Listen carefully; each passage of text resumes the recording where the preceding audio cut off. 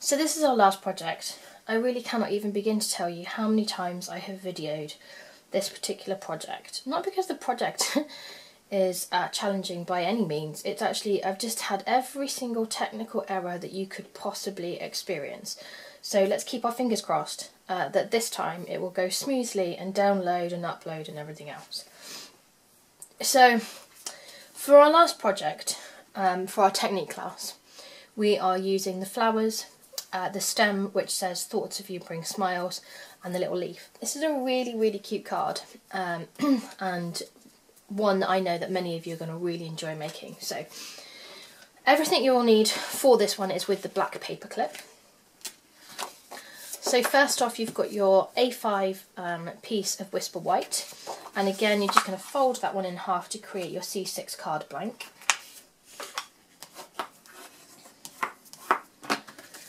You've then got Strawberry Slash Matte, and this is cut 1/8 of an inch just shy of the C6 card blank. And you've also then got another Whisper White Matte, and again this is just 1/8 of an inch shy of the Strawberry Slash. So when I do my matting, I just literally go down by 1/8 of an inch from one side and the other, down in increments all the way along. This one we're going to be popping through the Big Shot machine in a moment. You then have a couple of other mattes. We've got our excuse me, basic black, and this one is 2.2 inches by 4.2 inches, and then our Strawberry Slash is 4.1 inch by 2.1 inch, and then we've got 2x4 on our Whisper White. So again they've gone down by 1/8 of an increment every single time. We then have our Strawberry Slash Polka Dot Designer Series paper.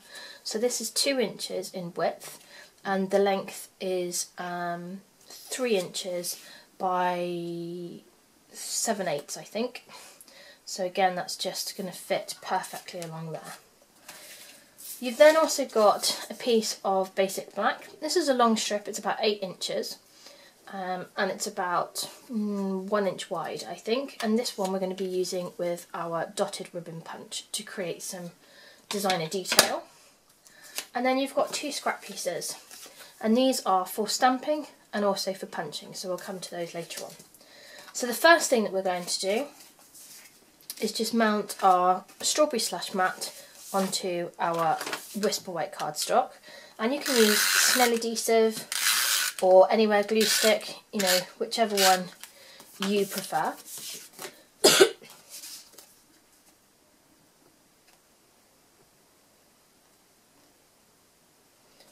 So just trying to make sure that I've got an even border all the way around.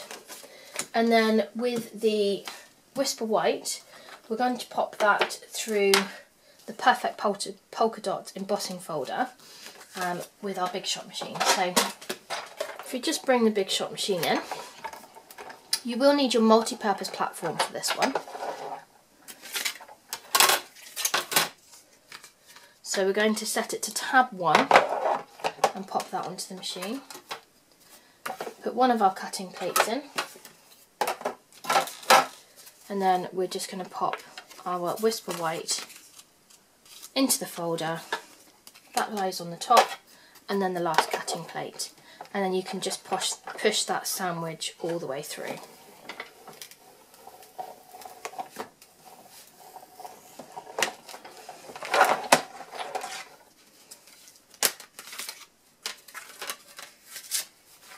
And once you've done that, just put the elements of the Big Shot machine back.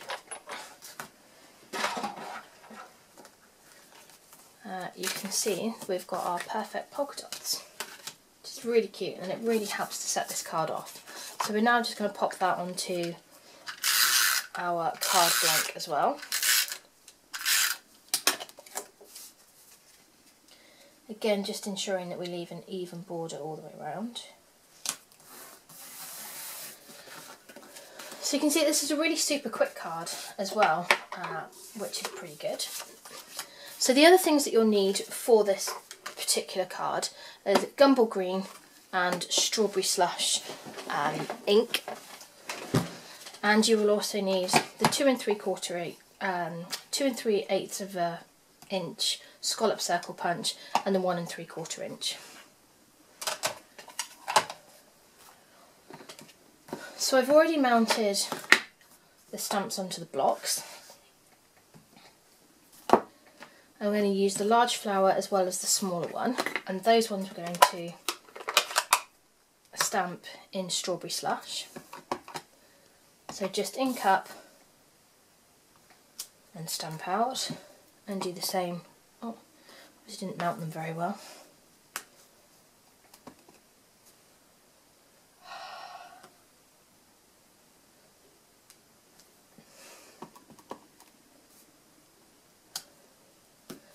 And then those ones you can just punch out with the scallop punches.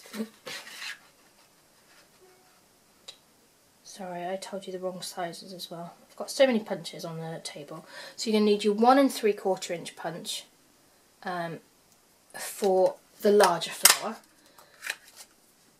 and then the 1 1/4 inch punch for the smaller flower. Sorry about that. Just to show you that we're not always perfect.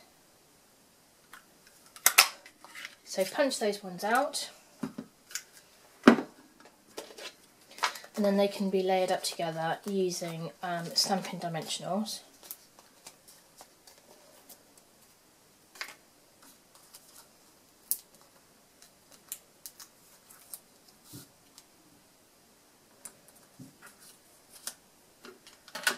And then we can bring in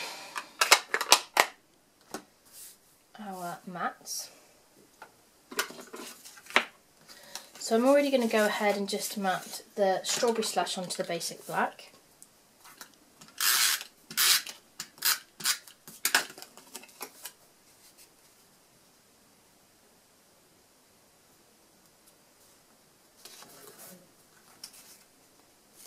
Didn't do that very straight whatsoever.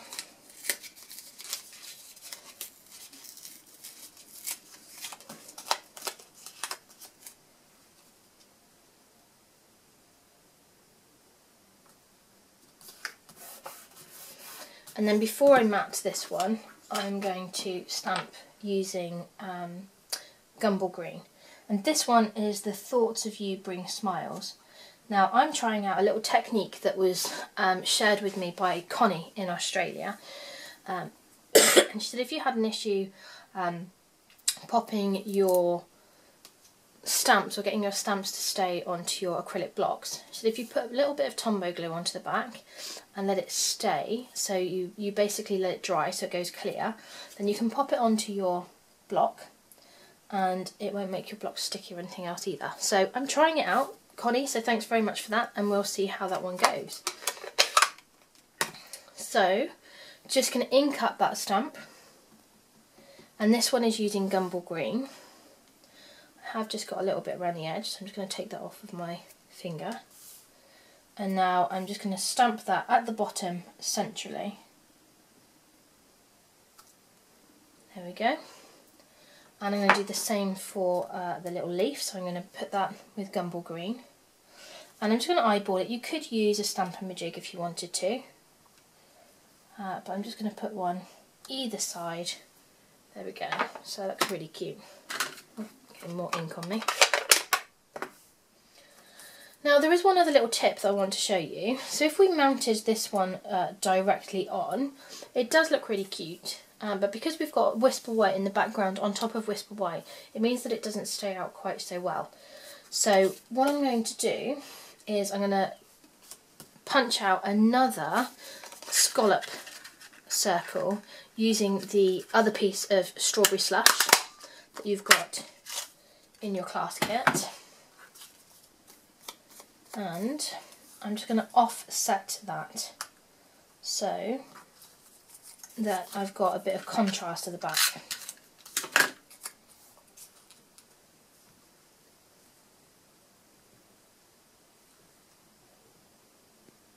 So it's only very subtle,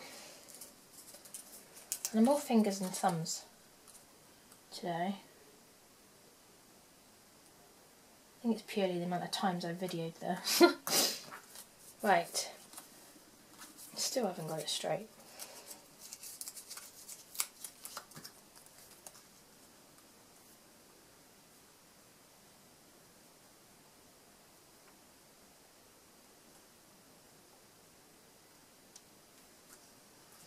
There you go, that's better. And then as you can see, that just stands out just a little bit more. We're then going to pop that one onto our little section. Pop that bit at the bottom. And then that can go directly on to our mats as well.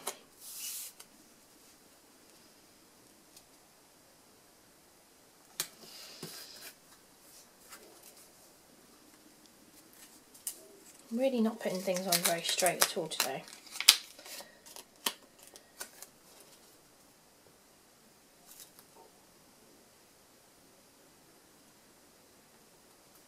Right, that's better. Okay, so we're going to now be putting the last parts of the card together. So taking your basic black, pop that into the ribbon border punch. I always start off in the middle because I find it a lot easier to then go and line it up. And then just move the ribbon punch section across. I'll see if I can stand up and show you this on the camera. And what you want to do is then line it up so it matches. So can you see? That would be mismatched, and then that would be matched. And then once you've matched it up, you can just continue to punch all the way along. And if you miss a section like this, it doesn't matter. You just go back, as long as you always line it up again, then it will go perfectly. So like I said, just keep doing that all the way along until you've done that on the whole strip.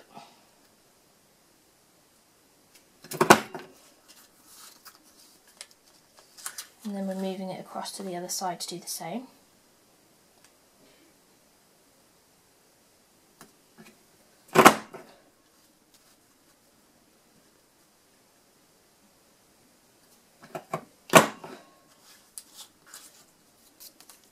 There we go, and just discard the little bits.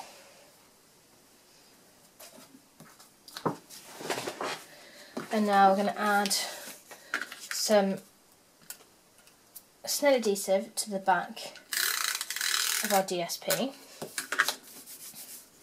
and then lay this on the top. And when you're laying this on the top, you want to do it so that you've just got it going underneath the first set of circles, and then you can just trim off the excess and then do exactly the same on the other side. And then this just gives a really nice detail. And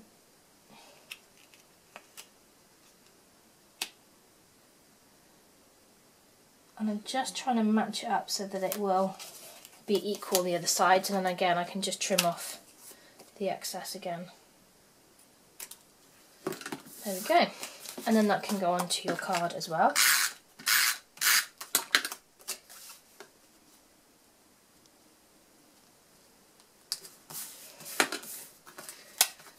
And then pop on our centre section.